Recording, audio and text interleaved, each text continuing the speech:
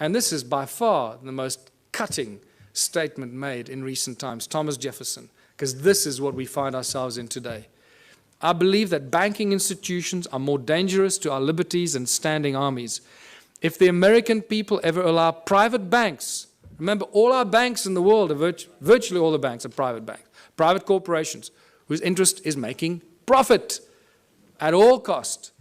So if the American people ever allow private banks to control the issue of their currency, first by inflation, then by deflation, the banks and the corporations that will grow up around the banks will drive the people of all property until their children wake up homeless on the continent their fathers conquered. That's where we are standing today. All over the world, this is the situation we're in. Money is the obstacle to all progress. It does nothing for society. It is the absolute tool of control by those that control the issue and the printing of money. That's why when I say they own the world, they do. They literally, physically own the world in each of one of our asses. It prevents the natural flow of free energy, and that is very important to this weekend's activities here. Money prevents the natural flow of free energy, so I beg you, everyone present here, remember it's about free energy, not I'm going to make $1 billion out of this energy. Give it away for free. It'll come back to you in ways you cannot imagine. Do that one thing for humanity. If you find any source of free energy, don't try and make zillions out of it. It will kill you or they will kill you before you can get it out there. Money is the primary cause for the 7 deadly sins. We all know the 7 deadly sins, or have we forgotten them already?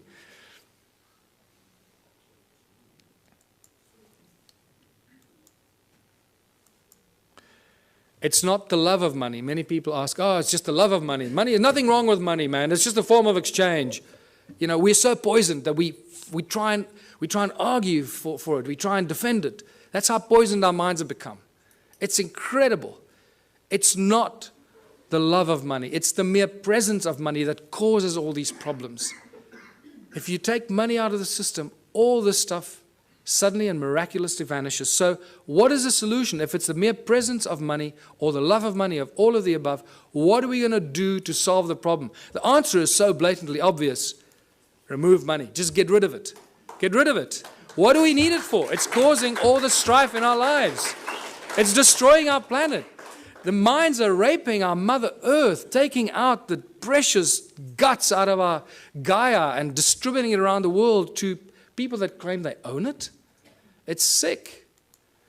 The obvious questions, if you remove money, so who's going to shovel the crap? How are we going to pay for things? I'll just sit on my ass and do nothing. I want 50 Ferraris. You know. Are we going back to the dark ages, living in caves? Is this a lawless society? Who's going to make the rules? Why should I do something I don't want? These are the first things. I know these are the most commonly asked questions, and I'm sure that you're asking some of them to yourselves. But I can tell you that as you work through this process of a moneyless society, a Ubuntu society, where everybody contributes their natural talents or acquired skills to the greatest benefit of all, with certain minor rules that are not rules, it's really just an agreement that this is how we're going to work together.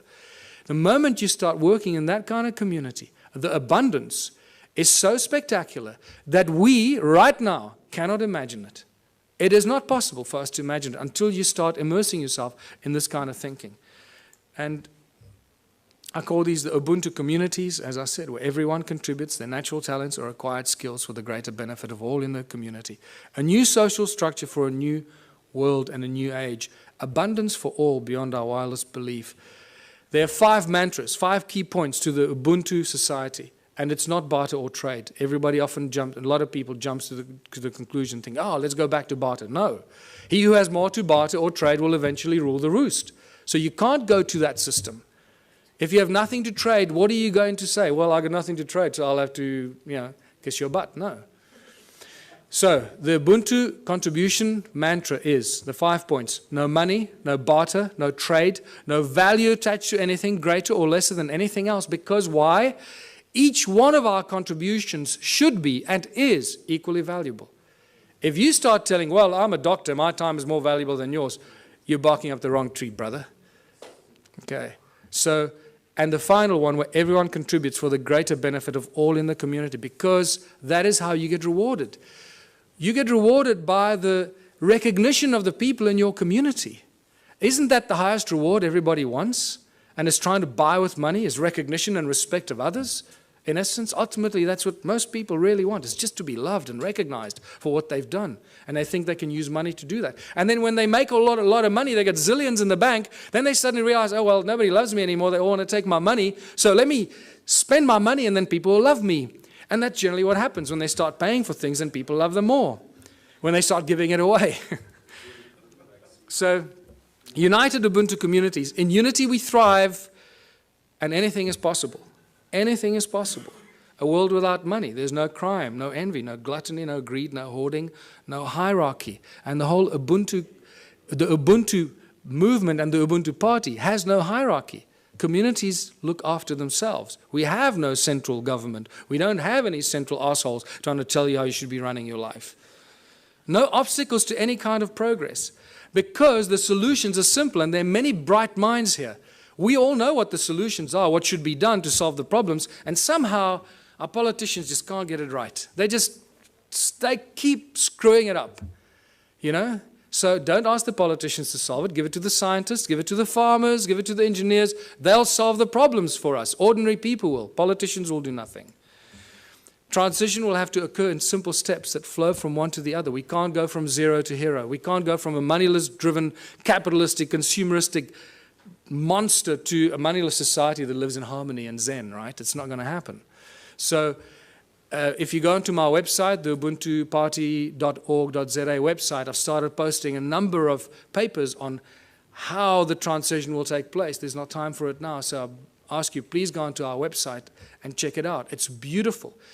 What's key here is that the small towns will probably play a very important part in the transformation, because in small towns and small communities, people will agree on things a lot quicker than in the big cities, right? So they will agree, okay, we need to get off the grid, we need to grow enough food for all of us, we need to make sure we got water, and they can go out and do it. We must create alternative energy for ourselves in our town, so if the grid goes down, we stay alive. And the small towns and villages will become the activators of this transitional phase. And I put together a few theories and ideas to give people ideas how to start doing this. It also goes into our education and schooling systems, where we stop sending your children to school. Please, I beg you, don't send your children to school. Don't do it. You're turning them into monsters. I've had a few of my friends in Johannesburg, in South Africa, that have not sent their kids to school. They are much smarter than the kids that go to school. And I'm not kidding you. They really are. They just learn from their parents, and they learn. And you'll find that often what happens with these kids, they start reading later. They might start reading a little bit later. But when they start reading, they become like these monster little readers. They just read everything. I mean, these little kids are reading books that, other kids don't even dream of. And that's because they're not preconditioned by the schooling system. Energy, water, food, housing, arts and recreation. These are the things that small communities can take control of very, very quickly and establish it for themselves, make themselves go off the grid and be totally in control of their own destiny. And many community projects must be and should be attached to this activity. Absolute abundance on all levels. Once you start doing this, food, science, culture, community, abundance on all levels. Now I'm going to give you a small example. You've got to use your imagination here because there's not enough time now and we've got to finish off here. So imagine in a little town that I live, we got a river, we got a fish farm, we got a dairy farm, we got a bakery, we got a wood factory, a metal factory. The community starts to work in these projects. The whole Ubuntu thing means that, and contribution means that everybody must contribute 3 hours a week towards one of these community projects. That's all you have to do, 3 hours a week. A little town of 1,000 people, it's 3,000 hours a week. No municipality or town council can afford 3,000 hours a week salaries for people to do this work. Can you see how that's dramatically shifted the status quo and the equilibrium? How much we can produce if we just work for 3 hours a week on basic projects. Producing milk, cheese, butter, fish, breeding fish, baking bread, growing vegetables, and so forth. So now the community has been doing this for 6 months or a year, and they've established abundance on all levels, where all the people in that community that participate, that's why I called it contributionism, that participate and add their talent and their skills and their time, get everything, not for free, but virtually for free, so cheaply that the rest of the stuff, and also there's a principle where you create 3 times as much as you need for your own community. And I structure everything in the Ubuntu philosophy on the sacred geometry principles, 3366. So you produce 3 times as much as you need for your community. Why? Because there'll be other communities that can't produce what you're doing, so you'll be actually helping them while they're helping you with the things that you can't produce. So, and by the end of that, there's so much abundance because you're doing it 3 times that whatever you don't consume in your own little village or town, what are you going to do with? You're going to make it available on farmers markets and stores in your town for the surrounding communities. The moment you achieved that state, you've created the domino effect. Because what's going to happen to all the neighboring towns? All the people from those towns are going to come buy your bread, your milk, your cheese, your whatever it is you produce. Because it's going to be a fraction of the cost they pay for it in their own town. There's your domino effect. There's your trigger point. So think about it from that perspective. At the outset, it sounds like a huge thing. Wow, how are we going to go from there to a moneyless society? I believe that I've just taken you through a very simplistic example of how small towns and small villages and communities can be the trigger points and the examples that start the domino effect. Once the first town is set up, it's impossible for the surrounding towns to stay alive. They will have to follow the same example. Otherwise, all their businesses will close down. And when they do close down, then they will follow your example. So either they will do it willingly or they'll be forced into it because of stupidity. In the Ubuntu communities, children follow their passion and their dreams. The education system changes completely. There are no classrooms. Children learn real, practical skills.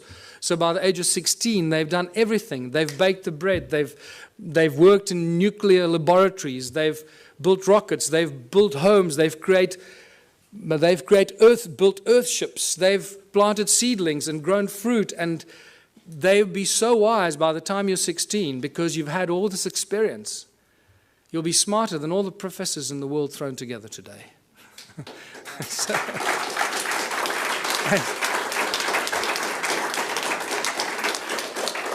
take any school leaver today, put them on a farm, put them anywhere into a practical solution. What can a person with a high school diploma do today? Absolutely nothing. We're useless to society. That's what they've created. Can you see the brilliance in their plan? They are so smart, these people. They. It's us, right?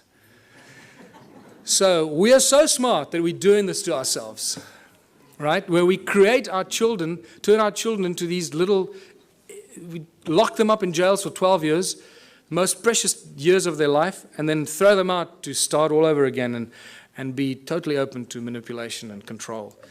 So master teachers, only when a community decides that you're a master shoemaker or you're a master rocket scientist or you're a master baker or a master this, only the community can decide who they will allow to teach their children. Isn't that a better system than teachers that go and get some diploma and they're real assholes and they teach your child? You go, God, how can that, I'm not going to let that teacher teach my child.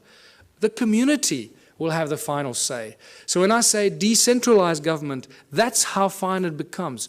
The community chooses who their master teachers are, the people that they have respect for and the people that they honor for their capacity and their ability. And this is how we grow, how we build Ubuntu communities, because only out of unity comes infinite diversity and abundance. Only out of unity. Anything else is a futile exercise that will bring us back to the same point at some future point in time. So I'm going to end here because this is the end. Join the Ubuntu Liberation Movement. It's not just a South African entity. We've had various people around the world say to us, can we start the same thing in wherever? Yes. Go online. Start the same thing. Use all the material I've published. Put it out there. Share it with everybody. And become part of this transitional phase.